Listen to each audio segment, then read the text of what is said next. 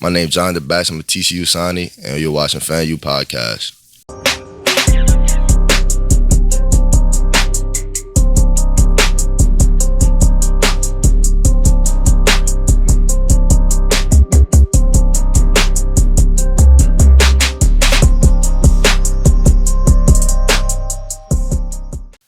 Welcome back, everybody. FanView Podcast. G-Sportz. We in the building again, baby. In the building, man. 2023. Happy New Year's to y'all, man. Happy New Year's to y'all, man. We got so much to get into. So much going on with the FanView Podcast, man. Listen, get subscribed, like, comment, share. We don't know if we're going to call this episode 11 or episode 1. It's a new year. You right. You right. Don't know. Got my dude, Jonathan Bax, man, in the building. TCU signee. Couple more days till he get ready to embark on that new journey. Just to go over a few of his accolades, man, it's crazy when you think about it. 154 tackles, 51 TFLs, 48 sacks, 81 quarterback hurries, 80 fumbles forced, 1 pick, all state, all metro, all district, over 20 plus offers. Hell of a career, man. Hell of a career. Not to mention one of the best edges in the state. I'm going to go ahead and say he the best. I know that might rub a few people the wrong way, but I'm going to go ahead. Maybe because I've seen him more than the average, fan or people in the media. But I'm going to go ahead and say he the best edge. We all know that G-Sportz has the Edna Karr banner. Oh, here we go. He goes. Here we go. We know he has the Edna Karr banner anywhere and every way he go. He is the Shannon Sharp to LeBron James when we talking about Edna Karr. But you know what? That's my dog, and I support that, and I rock that. You get what I'm saying? Hey, look, I can't help it. I'm cool with champions. That's it. Ain't no I can't. I'm sorry. Getting right into it, though, man. Bax, man. The team that you just signed with on signing day, the TCU Horned Frogs, I like to think they pulled off the impossible, getting to the 14 playoff, and not only doing that, but beating the number 2 team in the country, Michigan Wolverines, and now they got a chance to compete for a national championship events against Georgia Bulldogs. Man, talk about signing with TCU and seeing that team have a magical season the way it's been this past year.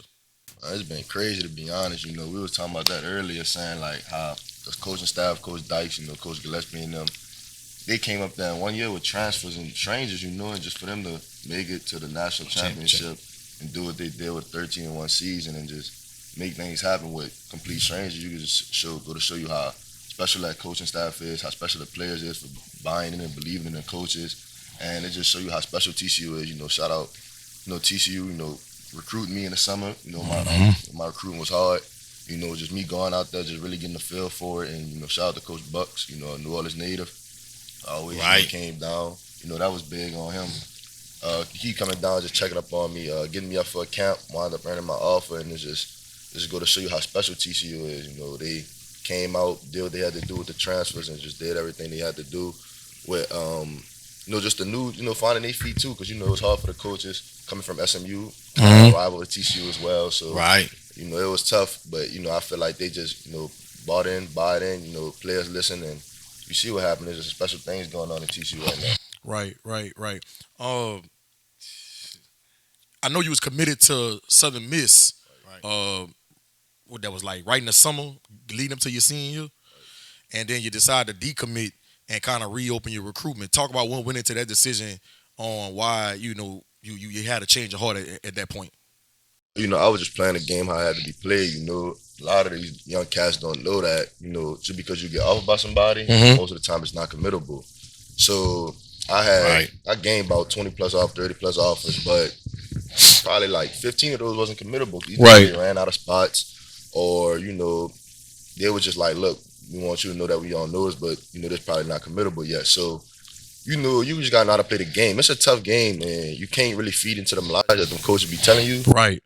They could always lead you in dead end. I got some of my friends that I knew like stuck in their recruitment right now because they thought they had a school, but when it's time to hit them up, they like, look, no spot. No spot. Yeah, so it's tough. Like, I was talking to Southern Miss. Southern Miss already knew what I was planning on doing. I was like, look, I'm gonna commit to y'all. I'm gonna hold my spot. I'm gonna pocket y'all offer basically. And I'ma just like, and they understood. They know, they was like, look, if anything big come, we know you're a great player. Right. I felt like I was a Power 5 player, and I told them, I'm like, look, if I got a chance to play Power 5, that's where I'm gonna go. And they was just like, just stick with us. If anything happens.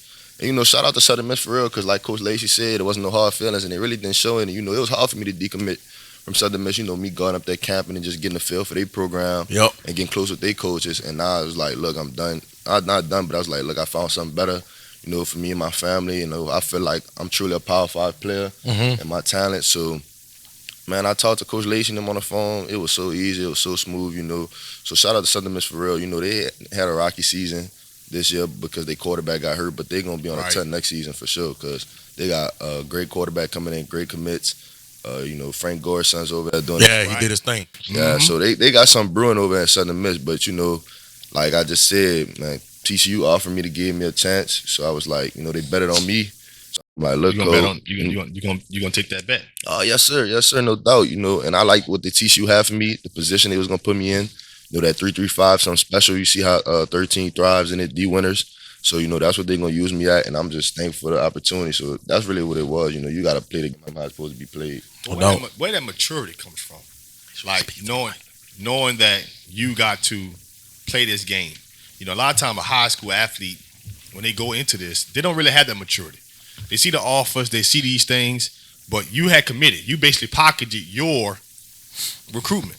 Right. If it all fails, you still have Southern Miss. But you knew that, hey, listen, I could be a Power 5 player. But where did that wisdom come from? Where is all that information or how to make those decisions? Because as a young man, most of the young men that's in your shoes are not taught to make business decisions. You're right. They're just not. I remember coming up when we was coming up, we didn't understand how to make these kind of business decisions, but y'all have this level of maturity to make these kind of business decisions. Like, not all of them. Not all of them. But how did that come about for you? Like, how you know that this is going to be like, this is how I got to make these moves? To be honest, going to Edna Karr is just a special place. They teach you like a whole lot of things besides football, to be honest. My parents, of course, they always in my ear talking to me about what's the best decision for me, and really like sitting down thinking, if I do this, what outcome is going to have, what actions I make, like what outcome is going to have. So it's really been my parents, but Edna Karr played a big part in, especially Coach Bryce, Coach Norm. I talk to them almost every day. And, they've been in the game for about 25 years, 30 years. Yeah, they done seen it all. You know what they talking about. So it ain't really, it's no brainer really, because they know what they talking about. They've been in the game, from Speedy Dog, one of the biggest recruits ever at Karr, the Alden Clark, Skylar Perry, Quindell, you go on and on about just Aaron Anderson just last year. I say Aaron Anderson, Fat, a lot of them boys just, they big time recruits, and so I was just next up, and they, I walked in with open arms, into my recruitment because I knew what they was talking about. Coach Bryce knows so many coaches from college coaches, so he know the real. He'll give me the information. I actually had a meeting with Coach Bryce and Coach Norm, a real sit down at T. Howard. Talking about my recruitment, and that really would help me make the business decision because I knew what schools wanted me. They said they was offering me, but they really didn't want me, and I know the schools that really wanted me to come up there and camp. It was different. You had schools that didn't want me, and schools that wanted me to camp. You had schools that was just like, look, I want them. So that really helped me.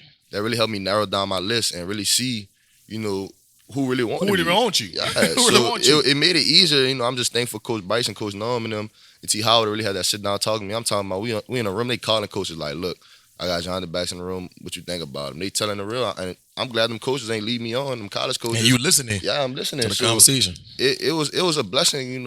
I'm thankful for that because, like I said, I'd have probably thinking Ole Miss want me or something. Right. Them dudes don't even want me up there. Don't even want you. You know what I'm saying? That's really what happened too. Like I go up to camp, telling me lies. As soon as we get back in New Orleans, coach call him. They tell me something. Nah, we don't even have interest in him. So I'm like, it's kind of a slap in the face because you go up there, spend your money and stuff. Yep. But like I said, I play the game how the game go. Like that recruiting world is tough. Like I was so glad I committed to TCU. It's all over. I could just ball out my senior season.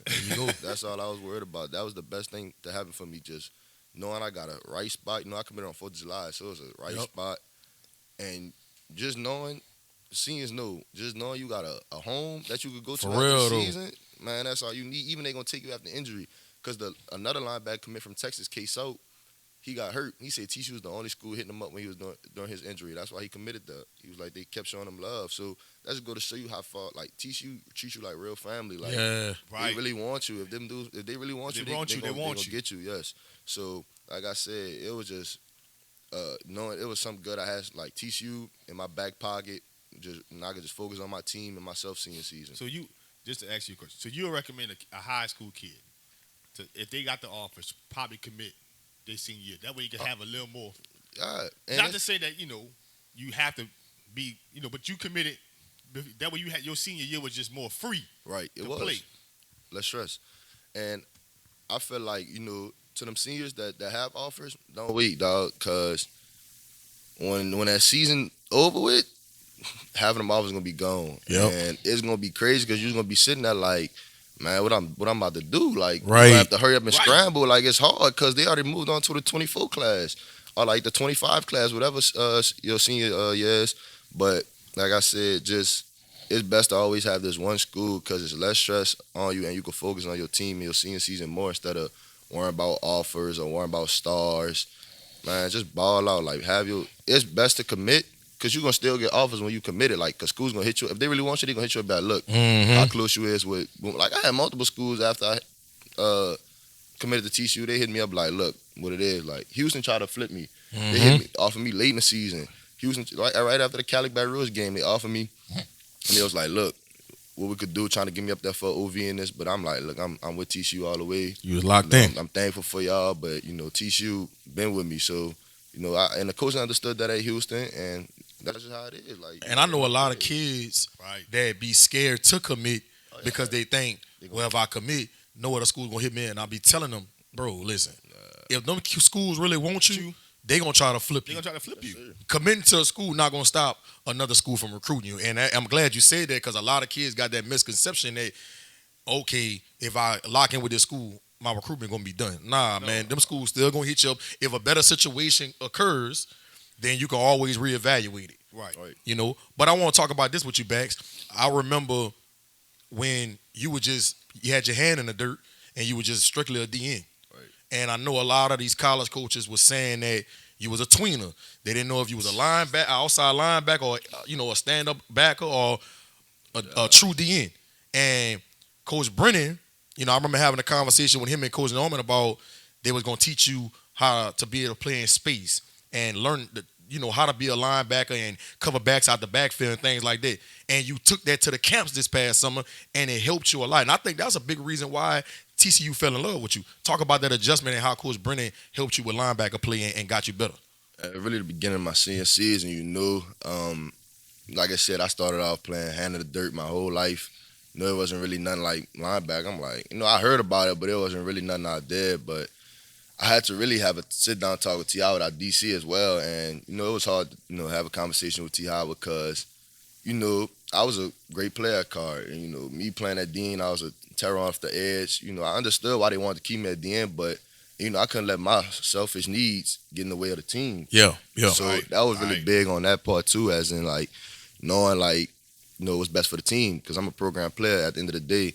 But, going into my senior season, I'm asking coaching them to put me on 7-on-7 just to get some, that 7. I ain't never played 7-on-7 ever. So for me to go on 7-on-7 camp with like a little bit of linebacker work and I catch 2 picks out there at the Southeastern camp, we wound up winning it. That's go to show you like I can move, and I'm so grateful for the coach, to put me on that team, and Coach Brennan really fit me in because the starters played that linebacker, which is cool, and I just got in when they started blowing people out, but I just made the best of it, and I made it work. So I'm just thankful for that. The camp I only went to one 7-on-7 camp with them too, and I caught 2 picks, so you could tell I got the versatility. IQ. But I remember seeing you at the LSU camp, and you was guarding people out the backfield. I had Coach Norman. I'm like, bro. Man, somebody ran a wheel out on Bax, and Bax had got a PBU. I'm like, what's going on? He was like, yeah, dog. He was like, Brennan been working with him. That's really what it is, dude. Like, man, I had to sit down. Like I said, I sit down with the coach. I'm like, look, I'm going to bet on myself. I'm going to go out to these camps. I told my parents, look, man, I know they saying I'm a tweener. I can't do this. I can't do that. I'm going to show them wrong. I'm going to prove them wrong. I go to LSU camp about 3 times, G. 3 times. I'm talking about grinding. I'm going hard. I'm busting my ass. And it's like, I want a big man showcase because they wanted me to work out at DN and linebacker. That's like the whole day. You get that from 9 in the morning. You ain't leave until like 6. So I'm in tired. My body tired. I'm tired mentally and physically. Right. But I'm like, look, I want to finish. I want this off. I'm going to finish. So the linebacker cap, the 7-on-7, the one-on-ones, I do my thing in one-on-ones. I make it to the skill showcase. I do my thing there, finish that, wait on the big man, challenge the D-line and O-line camp. I'm talking about I blow that out the water because I've been playing that. Like, that wasn't nothing to me. Right. That was second nature. Yeah, so I'm just, and a lot of them coaches, I caught their eyes because of my speed, coming off the ball, my get off. And, I like when they bring them big tackles out in front of me because they don't know, like, I'm fast, I'm going to get you off your feet, and I'm going to hit you with power. So there's a lot of things, I could use because, especially me being so versatile and playing basketball all my life, my footwork was just, it's just quick. Like, I ain't going to never get tangled up my feet or none of that because I've been playing basketball since I've been playing football. So that's really been helpful for me. But being a tweener, there's a lot of them SEC schools saying, I'm too small for DN. It wasn't really like none of them Pac-12 or Big 10, Sun Belt, seems like that. That wasn't really saying. It was just the SEC saying, look, and I understand that because they like them 6'5", 6'6" heads. They got guys. Measurables. Yeah, measurables. That's what it is, but it had nothing to do with your ability. No. It was nothing to do with your That's ability. What caught the eye, me coming off the ball, but when they see the stats, me being 6'3", 230, they're like, nah, you can't play edge here. But, we want to see some linebacker film. So, like I said, I was hitting up T. Howard just trying to do my best. The coaches putting in different packages when I stand up. That's why I really moved to standing up a lot this year. Even when I'm full down lineman, I'm standing up, making it look like I'm a linebacker. Or we going different packages. I'm dropping back and I'm rushing. And it's really good that I'm going to TCU because they run a 3-3-5, but they're going to use me as where I could go to a full 2-5 real quick like that. Right. And I could just pass rush. Any time of the moment, I'll run blitz, but mostly pass rush. Like they've been saying, they was gonna pass rush me off that edge. The D line gonna slant, and I'm gonna come late blitz or something. But my ability to play DN all my life, I know what moves to throw or like how to pass rush. Cause pass rush is like a lesson. A lot of dudes say they can pass rush, but it's really not because you gotta have good angles against mobile quarterbacks, and you gotta know when to break down, when to let up. You don't want to get no penalty called. But it's like, and you got to know how to read your blocker because you might have a slim tackle that's like all that speed stuff. That's when you got to use power. You might have a heavy tackle. You got to use speed. You got to have counters. Yeah, counter moves. That's big on pass rush, them counter moves because if you get tied up. And it's got to be instinctive. Yeah. Like muscle memory. Yep, it got to. And that's exactly what it is, muscle memory to me. Like, I go out and pass rush any night of the day. Even when you want me to, I can pass rush. I do it every day. So, it's really a part of me really focusing on linebacker and getting my feet right, especially playing in open space and checking some of them slots. Yep. Because that's the hardest part about it and tackling them shifty running backs in the open field. But besides that, it ain't really nothing because, second nature to me playing pass rushing. And like I said, TCU, when they saw that and they saw I could move like a linebacker at the camp, that's what Coach Gillespie told him. He was like, I was never going to off your film, but when you came to camp and showed me how you can move, checking running backs, he was like, man, it's a no-brainer. I want this kid. And, shout out to TCU, though, because they waited till all the camps was over with because they just didn't want to offer me and I commit and they don't have nobody else get a fair shot. But they waited all the way to the end and they still wanted me. They called me after the Alabama. I was at the Alabama camp. They called me and was like, look, man, we want you, we offer you. I'm like, I'm game for coach, I told them I was committed to Southern Miss, but they already knew what the deal was. And like I said, they just was so happy with me that they were so excited with me because they saw how I came out there and I'm moving swift. Like, after the camp, fluid. After the camp, like 3 coaches were like, man, I didn't know your feet was like that. I didn't know you can move like that. And like on the basketball skills. Yeah, they were shocked because they see how big I was. Because at DN I'm small, but at linebacker I'm different. Yeah, I'm it's standard. different. Yeah, it's that's different. How it is. Prototypical now. That's really how it is. And I'm glad I made that move. I was talking to Coach Noam about that. I'm glad I made that move to linebacker because when I'm at linebacker, it's like I'm the standard of a linebacker. Yeah, you understand the size of what that looks like, but when at DN, you look almost undersized. That's exactly what it is. Like even at the camps, I go with the DNs. I'm the shortest one over there. I go to the linebacker. I'm the tallest one, biggest one. Right. Body more chiseled than everybody. Right. And that's just that's good to have because it's intimidating and it's like, oh, who that kid is. Who that like, kid is. Yeah, like So let's go this way. Yeah, that's how it is though, and that's how it was at LSU. They always had people evaluate me. Multiple coaches. You They have LA Tech, Tulane at the camp. All them watching me, man. LA Tech coach, he with my parents the whole camp, the whole way, trying to get me to come to LA Tech. Trying to build a relationship. And even Tulane coach. It was tough, but like I said, shout out to all them coaches. Yeah, they try to get me up there. You know, well, Mike. Yeah, Mike. Yeah. They try to get me up there, my boy Mike. But, yeah. Like, I think that, you know, your thought process and how you evaluated this whole recruiting is what more kids need to hear. And that's how they need to go about their business when they're trying to pick a school. You talked about the 3-3-5 stack. I know a lot of kids, they'll commit to a school right now and they don't even think about the scheme they're going into. Of the defense. Like, you know what I'm saying? Like you going into a situation where you really picking this school because of the name or the conference, but does it really, would they run on offense or would they run on defense? Does it fit your skill set in what you do? Right. And I'm glad you thought about that. And I know, like you talked about, your parents, Coach Norman, Coach Brennan, Coach Bryce, they played a big part into that. I remember me and Coach Norman was having a conversation about, you know, what schools is a good fit for you. I thought it was a good fit for you could have possibly been Baylor. Because Dave Aranda, you know, running that 3-4, and they stand their guys up. I said, man, I don't know. I don't know, Coach Norm. Baylor might be a good situation too. Then you got somebody like Dennis Johnson over there, who's familiar with Louisiana kids. I'm like, you know, maybe Baylor. I don't know. You know what I'm saying? But you know, the way Coach Gillespie and Coach Bucks, you know, got you on the board and showed you how they plan on using you with that 3-3-5 stack. I think that's right up your alley, Bax. I think you're going to be a hell of a player over there, man. Yes, and you got a great chance to be all conference and have a chance to get your name called on Sundays. Oh, yes, sir. Listen, that's the plan. Listen, let's address some false narratives. I don't know if you know me, Bax, but I'm about mess. That's what I do. I want to address some false narratives. There's a lot of false narratives about Edna Karr. Everybody talks about, when they talk about Karr, all they got is the athletes. They got the athletes. That's why they great. They don't talk about the coaching. They don't talk about the program itself. All they talk about is they got the athletes. That's why the record is the record. That's why the players are the players, because what they are. I want you to address that. Like, is it just the athletes, what people are talking about, but people don't really hear what goes on at Edna Karr to be a player and to be. I want you to address the naysayers right now about what it takes to be a player at Edna Karr. Like, what do you go through just to be a player here? And what's that like? Being a player at Edna Karr, you got to be mentally strong each and every day. Because like, no other school doing what Karr do, on and off the field. Like, a lot of people see the rock, they see the fireworks before the game, they see the band going. Right. Man, you got to earn all that, man. Like, you don't just get that. Like, at Karr, we got like 1 through 10 biblical numbers. Them numbers are so important to Karr. Like, it you can't even explain it. You know, I was grateful to win the number 7, one of the best. Well, is the best number to me, of course. Coach Bryce might say it's 2, but I feel like 7. That's the standard of Karr. You know, cause everybody, you know, they got some great 7s. Quindell about to go to the draft. Dre,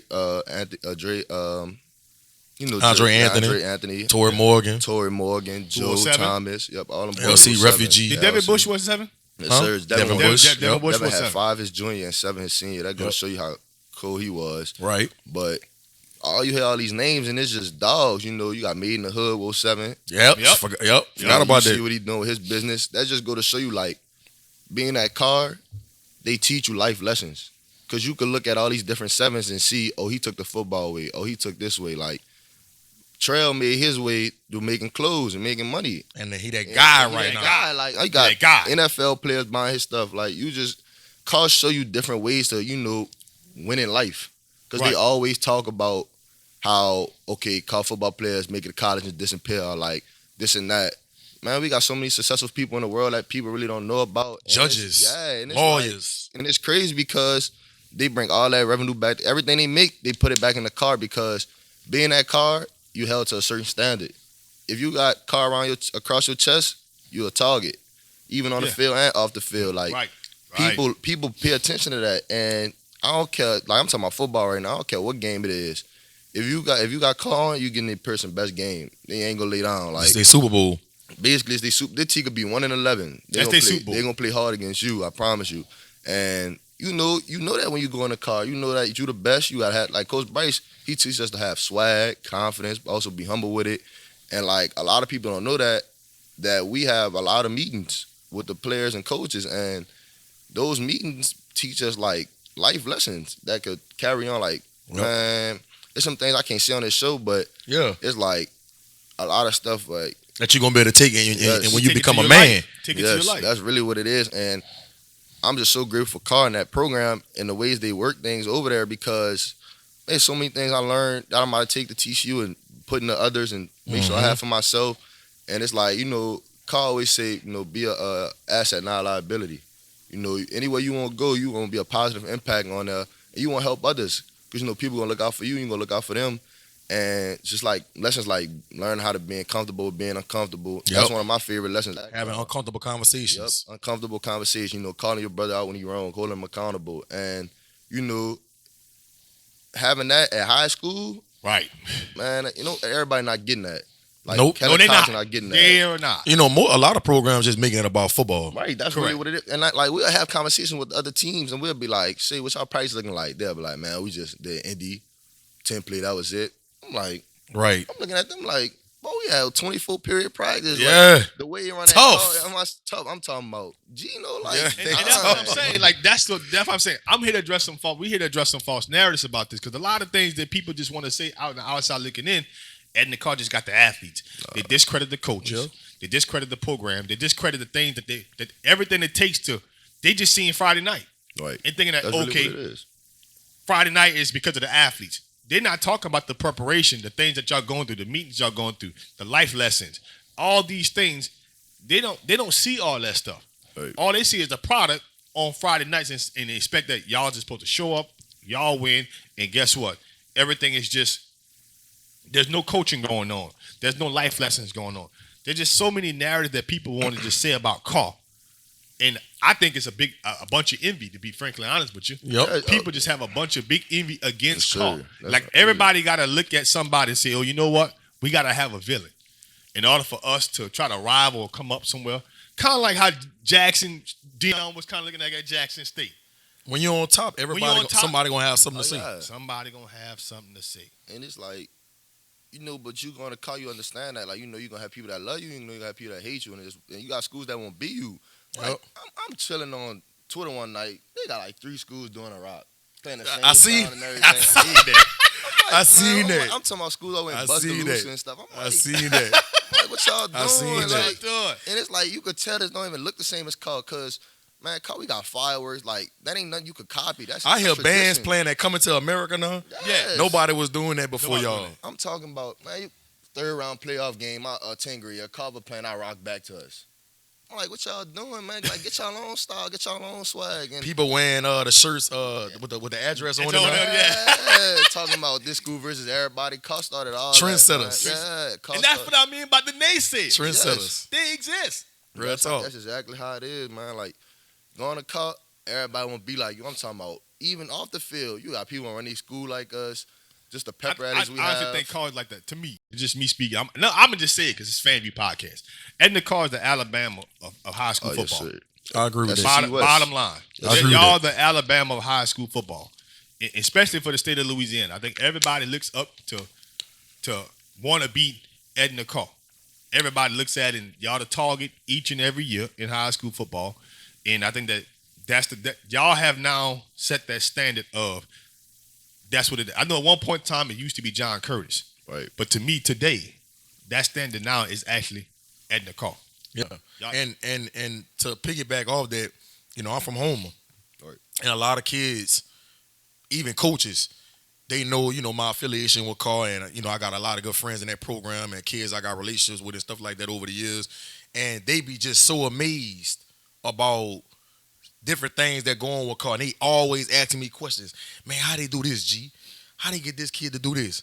What's the number 7 and number 2 and the number 10 linebacker? What all that mean?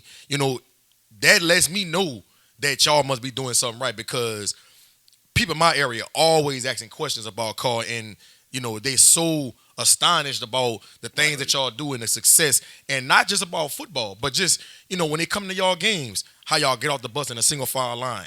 You know, how y'all run off the field. Right. You know, when y'all call timeouts, how y'all, you know, with y'all position groups and everybody locked into their coach. It's just like the pregame warm-up.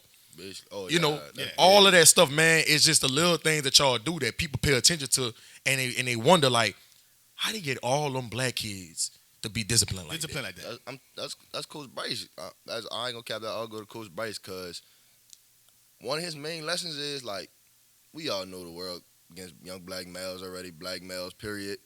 So, really our whole goal is to prove them wrong, you know. Man, we could own businesses. We could, you know, do whatever. Like, we could do the same thing. We could be successful. We could be successful. Basically, and that's really the main. Like, when we lost against Cali, Coach Bryce was like, man, y'all still champions. You know, I want y'all to still be on time. That's the first thing he told us, still be on time for school. You know, make sure you first one there, shirt tucked in. Like, that was it. After crucial laws, that's the crucial laws. He tell us. And that just go to show you how far, like, how Coach Bryce think. Coach Bryce don't worry about no rings. Like, of course it's nice to win, but he don't worry about that. He always tell us, he got 5. He won 5, he lost 5. He wants y'all to win in life. Yeah, he said he good, he could retire. But, you know, his goal is to get them young black men out them situations, because there's been some times where, like, you know, I'm blessed enough to have my parents, you know, with me and stuff, but just going to Karr, I see, like, different things, like many different lives. And, like, you got dudes that's stable in life, you know, got, you know, parents working and stuff. You got other dudes where it's just like, man, like, it's bad. How you living? Like, how you come here every day and you going through that, and that's going to show you, like, how much them dudes love Karr. Because every time you come to Karr, like, we have our little player meetings, they say, man, Karr safe space. You know, I come here to talk to you, I buzz, get my mind off everything. And that's the main goal, you know. Man, we'll be on break, G. Coach Bryce had practice 9 in the morning, we'll leave about 5. And we like, man, what you doing? Like, we on break. Right. But his main goal is, you don't want us to get into trouble. Idle time. Right. He want to keep everybody in the same spot, you know, for a good amount of time. They gonna even feed you there.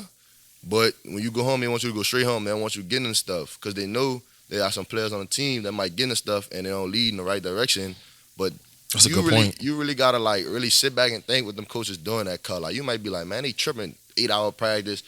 We'll have weights, film, 24-period practice, film again. Like, we be like, man, what you doing? We on break. Like, we supposed to be enjoying break, but it's different than that. Like, you gotta look deeper. Yeah. You're the champions, you know, they showing you how to be responsible, be accountable, being on time. Like, time is money. That's a lot of things they teach us at Karr, and that's the best thing at Karr, really, them lessons. Yeah. I want to talk to you about, you know, on last year, man, losing your teammate, man, Ryan Ross, man. You know, I know he was in that D-line room with you. You know, I remember when I got the phone call about what happened and how devastating that was to y'all program, man. And just coming up in an environment, man, Bax, where you don't want to be another statistic. Right. You know, because so many kids, you know, come through the city, man, and lose their lives. Kyron Peters, man, right there, Booker T just got killed on, what that was, Christmas Eve or Christmas Day? It was Christmas Day. Played on my 7-on-7 team, man, and Kyron was always full of laughter, always in a good mood, bro. Joking. And you know, that hurt my heart, man. I remember, like, some funny times we had last year, man, for 7-on-7. We was out of town and stuff like that, but you know, touch on that, man. You know, losing a teammate like that, how you was able to keep that your teammates together through a tough time like that, and not being another statistic, you know, to come out the city.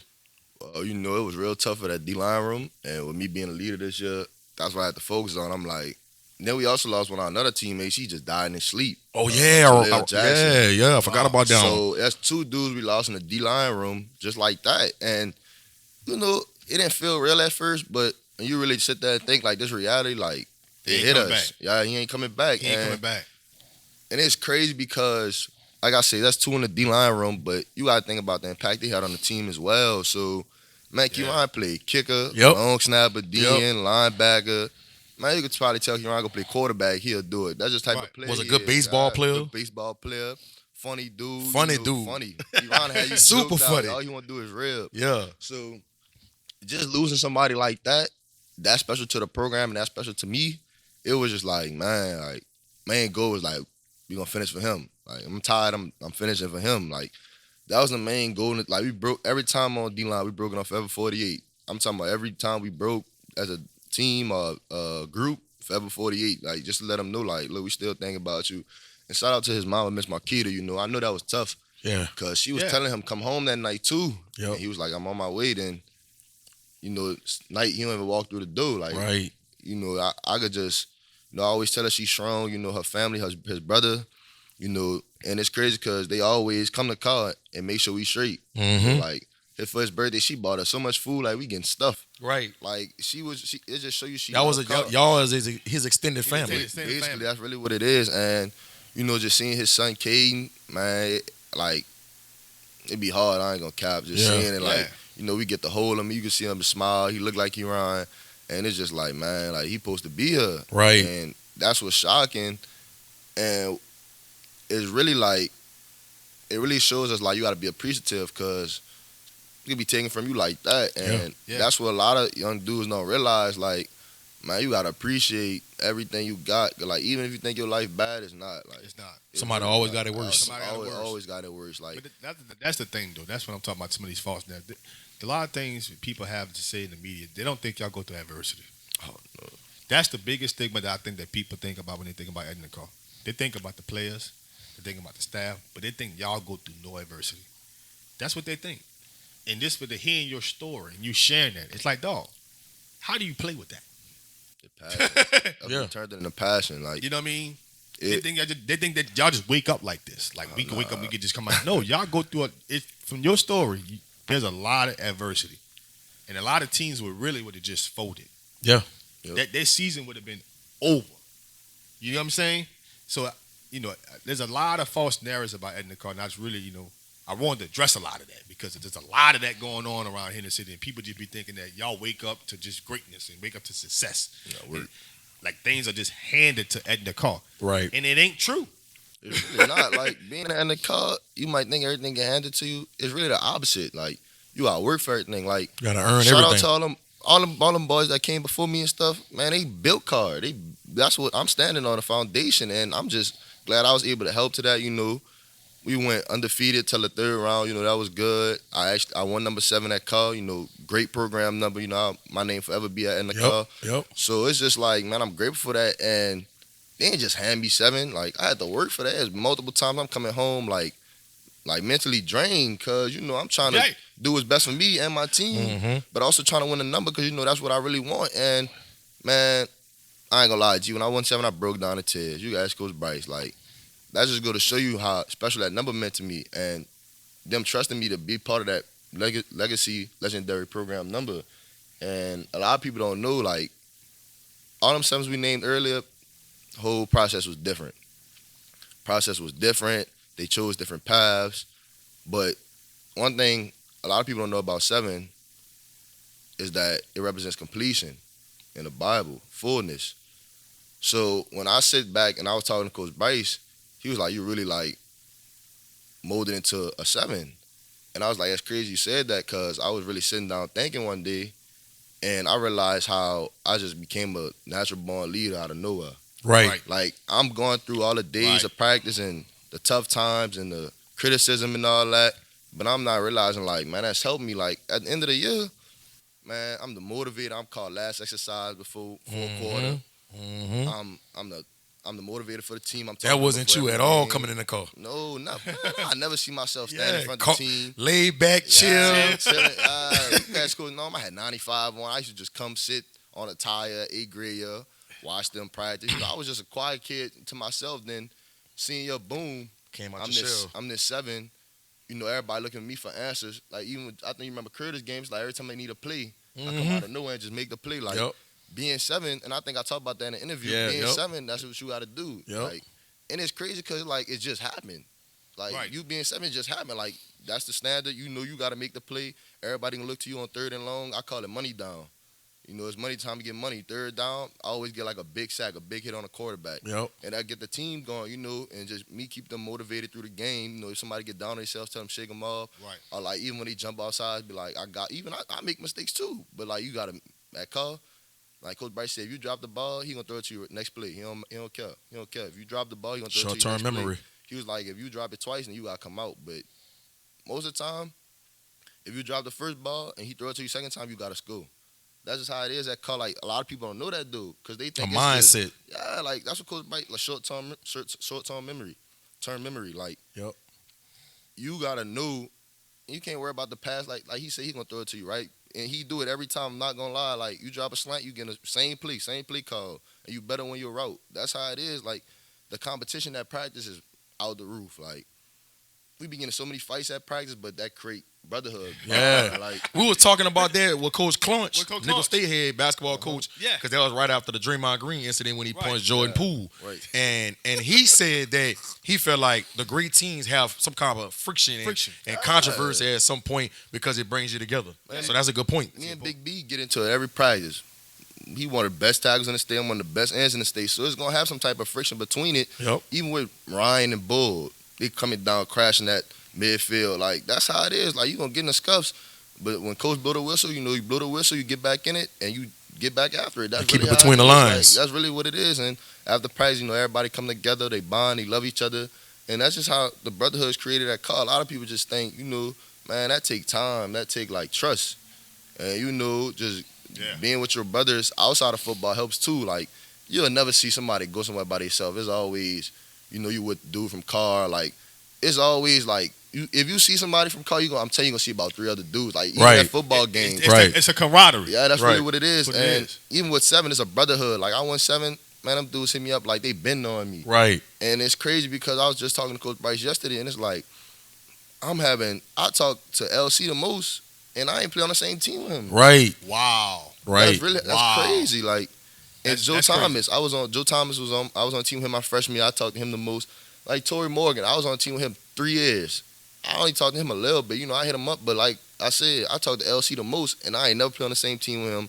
I just met him in the summer, so like, that's just go to show you how. And you competed with Tory Morgan for that 7-year junior year. Oh yeah. I remember that. It was me, Ty G, and Tory, Yep. and it was hard, of course. I know it. Them 2 dudes. You talk about Ty G, yeah. I said it was dogs. But like I said, I was able to wear 44, another program number at Karr, hard worker. Yep. That's how I got my Your position coach Norman wore that number, man. Coach Norm. That's really I wanted it because I always hear about the stories. Coach Norm was a dog. So I was like, man, I want that number. So yeah, that's what I heard. So man, just me, I feel like I had to win 44 to win 7 though. Like, it helped me because I wasn't a vocal leader with 44. That's all. Like, you ask Coach Norm.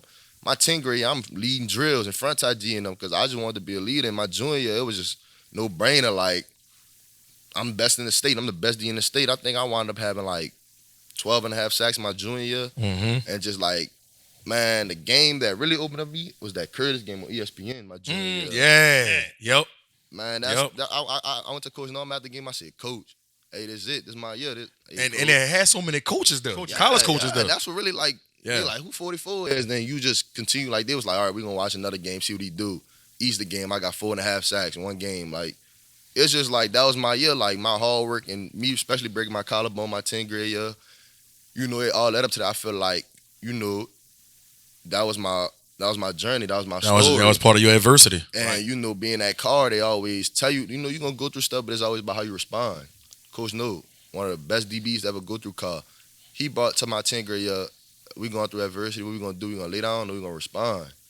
And that's what it's all built off. Even in life, you're going to hit adversity. You got what? Respond. You can't lay down. You got people. You got kids to feed. Even you have kids. Or you got yourself to, feed. And you can't just lay down. You got to respond. So that's what Karr really built on, responding when adversity strikes. That's all you got to do. And if you remember that, like, I'm going to take that up to TCU. Just respond. You're going to win in life regardless, no matter what it is. Talk about, Jonathan Bax outside of football. Right. Talk about, what's some things that you interested in, man? Some things that you passionate about outside of the game of football. I'm passionate about building relationships with people because, what keep you in a room. With the people keep you in a room. Like, that's a lot of lessons my cousin, my parents, the coaches taught me. You can't burn no bridges because you don't know what you'll go through in your life where you got to, you might need a favor from somebody and just by you, like, for example, at school, like, how they got the nerds at school and this and that. Right. I make sure I hit them up. I talk to them. I sit down, eat my lunch with them one day. Right. Just to know, like, look, you seen, like, I see you, and with me being popular at school and, top players on the football team, top student, and for them to see that I'm having a conversation with them, you don't know, that probably make their day. And sometimes they tell me, like, look, I needed that. Like, I texted this girl yesterday, her name's Shantae, and I'm just like, look, you a good person. Like, I pray that you stay like that. Don't let nobody get you off your path. And she was like, she needed to hear that. It's just things that you go above and beyond. Real talk. Because you don't know what that person going through. And for me to really for them to see that, I'm talking to them, or I try to encourage the other top guys on the team, be like, look, man, go talk to him, go just give him a dap or something, a fist bump. He'd be by himself, just go give him a fist bump, be like, what's up? Like, I even learned their names, like one of them, Sean, Makai, something like that. It's just different people that you got to hit up. And my parents always tell me, like, build those relationships. Because you don't know, he might be the next Steve Jobs. You never know. You never know. You never know. You might never, and I promise you, he going to remember when I dabbed him up every day at school. Or, like, when I had conversations with him, asked him how his day was going. And that goes a long way. Like, people don't really realize, like, that goes a long way in today's society, because a lot of people, they're so internet. Internet drawn. Like, that's all it is. Like, what people see me on the internet, man. Like, that's all they worry about. Twitter, Instagram, what shoes they got on, what clothing brand they got on. Like, dudes will spend their whole bank on designer and eating noodles or something. Like, I don't get that. Like, that's backwards. that's what it really is. It's bad noodles. Yeah, and Raymond. And like, a lot of dudes blow their money on ones in the yellow pack. Yeah, a lot of dudes blow their money on chains, iced out.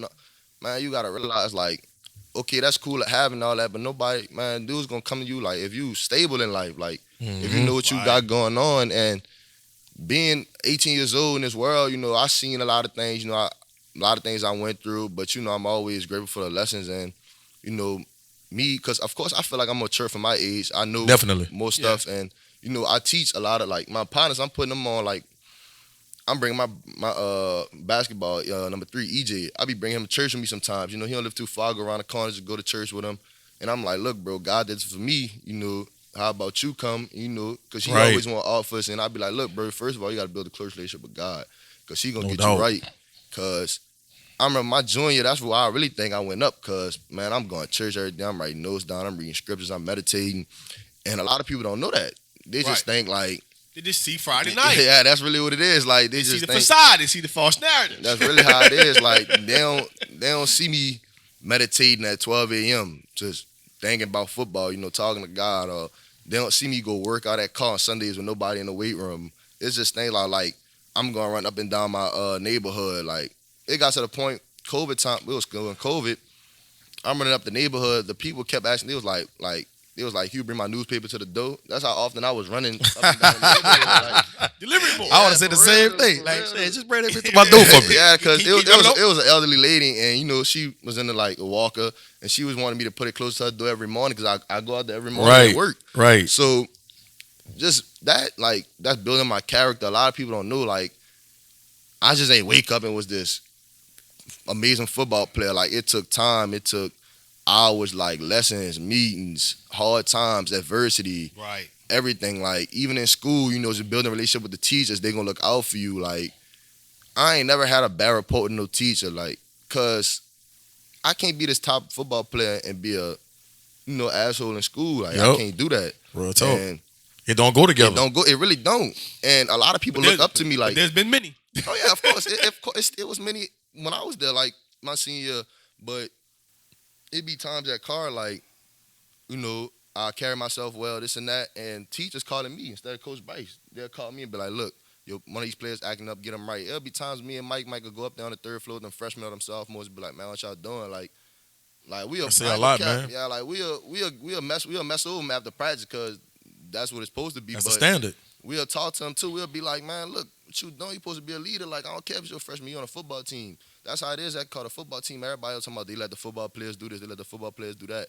But it's like, we the standard of Karr. Like, that's what everybody, like. That's what, y'all can carry the image of the school. That's really what it is. That's what they see. And they look at, the first thing they could, the success of the football program, they're going to see the football program. When the football program acting up, they're thinking that that's the image of Karr. Right. Yeah. That's really what it is, dude. You, I know basketball was your first love. Ooh. And what position? What position is your favorite position? Power forward. Being a mauler down there. I play football. You like Draymond Green. Yeah, basically, that's what I really like see myself as Draymond, because, to be honest, I'm really a good passer. Like, I really be diamond. Yeah. So, I like passing the ball, but I also, like, I gotta lead the game with like 4 fouls. Like, Coach Bryce told me, He was like, man, you had 1 foul, man. You ain't no football player, man. So I'm like, all right. I used to lead the game with like 4 fouls every time you guys see Howard. I have like 6 points, 12 rebounds, 4 assists, and 4 fouls, and that'd be a great game for me. I wouldn't even worry about it because I'm like, I did my job. What I want to know is a lot of kids grow up when they're younger and they have them hoop dreams, right? Oh yeah. And I know, basketball is your first love. When was it? What was the turning point that made you see, okay, I love basketball, but I think football is probably my ticket? Turning point, my sophomore year. No, I lied. My junior year. Because freshman year, I was big on basketball. I'm like, I know I'm not going to play here. I caught my freshman year, so I'm going to just go crazy for basketball. And I was on varsity for basketball, but, like I said, I was just mainly focused on basketball. Sophomore year, you broke your collarbone. Yep, that's when I started, going hard with football, and then wanted to break my collarbone week 2 or week 3, something like that. But that transition to junior year, when I had a tear first game of the season, balled out that whole year, and it was time to play basketball. But a lot of stuff that was going on was when football season would come back around, I'll be a 2-pick. I'll be too small. Because, basketball, you running, you're not lifting that many weights. Right. Because you got to stay with your shot. Correct. And it's like, when I come back from football, you got dudes throwing up 225, 315, and I'm struggling on 185. Right. So that was the hardest part about, like, me playing basketball and going right into football. Then there'll be less rest on my body as well. So, like, Karr used to always go far in basketball. And football already been started in the summer for summer workouts. Mm-hmm. So when I get in there, legs hurt. That's probably why I had a lot of injuries with my legs, my knees and stuff, my shins, shin splits. Doing sports. And your body's not resting. And you running on a basketball court and going straight into cleats and field. Like, it was tough on my body. And like I said, I love Karr, so I'm a program player. So, it's hard for me not to play basketball this shit too, because you can ask Coach Noam, I go to games. Coach T, I go to games every day. I'm going to try to go to game tonight. They play at the Lario Center, but it's just like me knowing I can help them. Right. Big on the court is hurting me, but I got to really realize, look, that's not what my future at right now. That's not what my money make at. My money make on that field. So it was really hard for me to sit down and just talk to my parents and talk to y'all like, T, look, I'm sorry, I ain't playing this year, dog. Me and T, I kind of got into it a couple of times because I'm like, look, I can't play this year because I ain't trying to get small and then got to hurry up and bulk up, eat up, like just really forcing myself to eat. You had to be a little selfish. Yeah, that's what it really was. I had to learn how to be a little selfish, but not for the bad, it's for the better. For the better. And, that's one of the things, Coach Bryce always teach us, like don't let nobody handle you. And I ain't saying T.I. was handling me, but you got to know how he wanted you to play basketball. Yeah, you got to know how to, you got to know when to, know what's best for yourself. Right. That's really what it is. And like I said, it's probably like the 12th lesson out of name that Karr they taught us. And that's just go to show you how great the program is there. And talk about the decision to be an early enrollee, because some kids, they say, well, I don't want to miss my whole senior year. I don't want to miss prom. I don't want to miss that. I don't want to miss this. But you decided to be an early enrollee, and Mike too. Mike too. What went into that? What went into that decision? Well, this how we was looking at it. Like, coming from Karr, you starting, you a dog, one of the best in Louisiana. You won't play your freshman year. So it was really a no-brainer for me, because if I'm at school, I'm just be taking electives, working out every day. Like, that's going to get boring. I'm telling myself, man, I might as well go learn that playbook, build them relationships, knock out some classes, credits, graduate early, probably be finished my junior year. So senior year, I could just focus on football. And might be 3-0. That's what I'm saying. Might be 3-0. Might be 3-0. Never know. That's speaking into existence. You know what I'm saying? It might be bye footwork. That's really how it is. And really sitting down thinking about that, like what the impact I could have being an early enrollee, like, man, that's the best decision for me. Like, I'm about to get out of New Orleans. I don't need to be down here. Like, everything I'm finished down here. Basically, I'm finished at Karr. Football season's over. I left my mark, on the teachers and the players and the coaches. Man, it's time to go, embark on a new journey and make a positive impact in Fort Worth. I tell myself that every day I want to make a positive impact day one to all my years throughout Fort Worth and just be a asset the whole time I'm there. And that's going to be one of my goals. I don't worry about prom. Man, that man looking at the bigger picture, man. Man gonna miss prom. Man, looking at the bigger picture. The tuxedo. The man need to come out there and style and show up. And now you will be able to come back to graduate walk across stage, huh? Yeah, they told me I could come back for graduation. They was gonna let me come back for prom, but I'm like, I'm sure. Yeah, because I couldn't remember. I think Aaron came back. Did Aaron come back and walk across stage? Who, Aaron? Yeah, he did. Okay. Like they make sure you do that though, because that's like a big part. Yeah, of it. Like, that's sacred. Yeah, but besides that, man, it's time to work. It's time to make money. Yeah, that's really how it is. Like you on the clock now. Your time ticking. No doubt. But I do want to ask this one quick. I know we got to get a wrap up the show because recruiting is a little different now.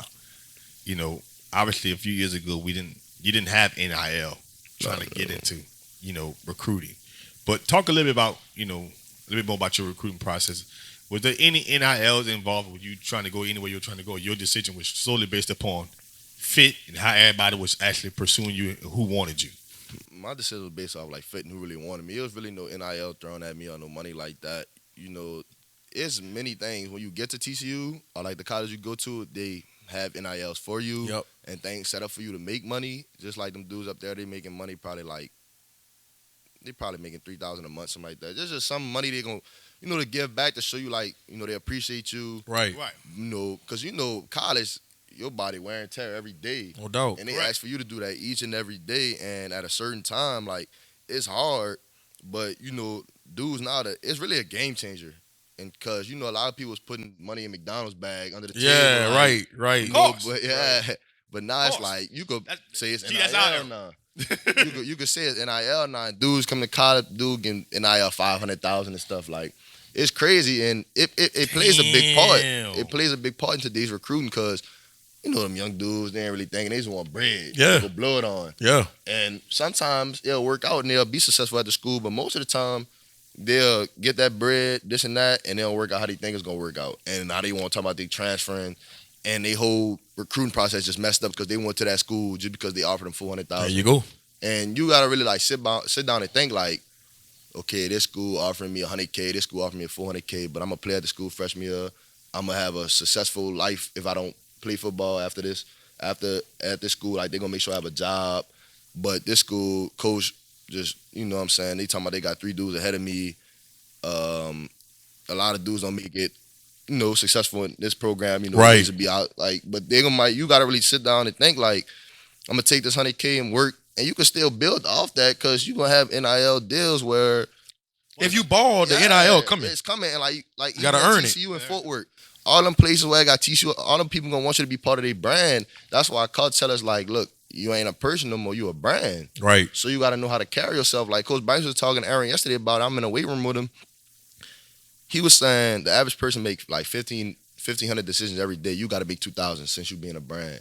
And you really got to watch what you post, what you say, how you walk, how you talk, because a lot of people looking at that. And if you carry yourself good, like a Quindell Johnson. Yes. Man, a lot of people gonna want Quindell to be part of their business. Yes, indeed. Because the way he's smart, indeed. talk, he a ball on the field. And it's the way he carries himself. That's really what it is. And that's why, I was talking to Coach Bryce about it. I'm like, I see myself in Quindell. I see myself in Andre Anthony because we, them dudes make good decisions. Yes, that's really what it is. And it's multiple times where I'm telling my partners, I'm like, look, I ain't getting into this. I ain't going that day. And like, I ain't doing this with y'all. Like, it's hard because Coach Bryce, like, it's crazy because he was just talking to everybody yesterday.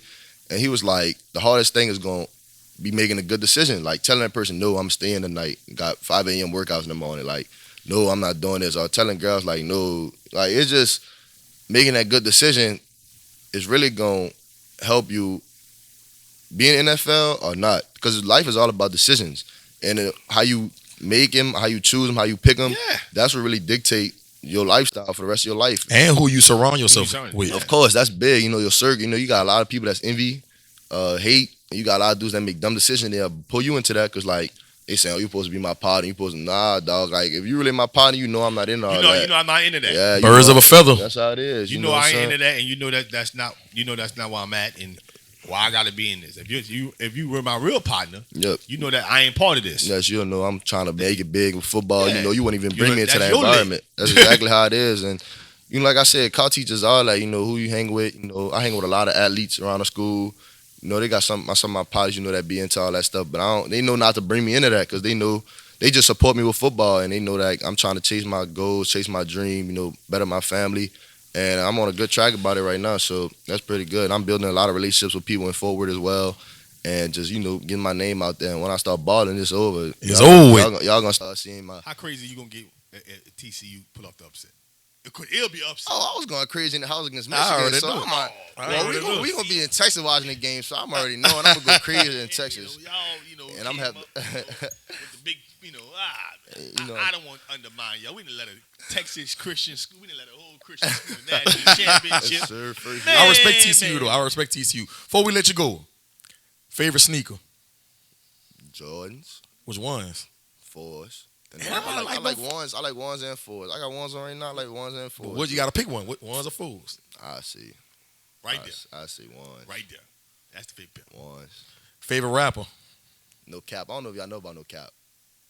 Yeah, I know about No Cap. Alabama. Yeah. He kind of quiet. I got like 2 songs from No Cap on my playlist. He wanna come up, but No Cap. Okay. Quindell said Kenny Brother last week. Kenny Brother hard too. Kenny Brother go hard. Kenny Brother hard. He go hard. I'll be on He go too. hard. Yeah, that's my dude. I got to get him on the podcast. Favorite edge rusher or DN? Michael Parsons. Michael Parsons. Yeah. I like it. I like it. Favorite movie? The Goonies. The Goonies. That's a good one. I like the Goonies, for real though. That's a good one. That's a good one, dog. That's a good one. Favorite sports team? NBA, NFL, don't matter. I gotta go with the Pelicans because I've been liking the Pelicans. Pelicans. All right. AD Pelicans and Zion Pelicans. I liked when they had AD, but Zion like turning us up some more. So yeah, Trey Murphy and them. Favorite coach of all time, whether it's park ball, middle school, high school, maybe it might be a college coach that has some kind of impact on you. My favorite coach, I'm gonna have to go with Coach Wayne from Karr. Mitchell? Dog. Yeah, Coach Dwayne Mitchell. And he was a dog in Yep, Minnesota. Yep, with the Minnesota. And me and him joking. He was a tweener too. Yeah, he was. That's really why me and him close like that, because we really went through the same thing in high school. So that's why I say it's my favorite coach. I ain't gonna cap. Gotcha. If you wasn't playing football, what would you be doing? I'd probably be like, probably going to school, because I'm majoring in business. So like I wanna own like a few things, like just to have some money, like vending machines. I was talking to coach at TCU, like he said this partner made like $7,000, $10,000 a month off vending machines. So I'm like, man, and a lot of people be want to snack. You got to put in the right spot. You're right. So just put it in a school. Yeah, like that, and just like that's really what it is. I just want to own a few things until I really get to my main goal, like owning my own business and all that. Gotcha. Jonathan Bax, man, all state, all metro, all district, TCU signee, man. I want to let you know, man, your parents did a phenomenal job raising you, bro. With Coach Bryce and that whole Karr staff did with you these 4 years, bro, and how I've seen you grown is remarkable to say the least. And I know you're going to be successful, man, not only in the football field, but in life, man. I'm rooting for you, dog. Yes, sir. Appreciate that. Thanks for having me today. Y'all already know what it is, man. It's the Fan View Podcast, man. This is first episode of 2023. And listen, I'm that boy Fred. G-Sportz, man, signing out. We signing out, man.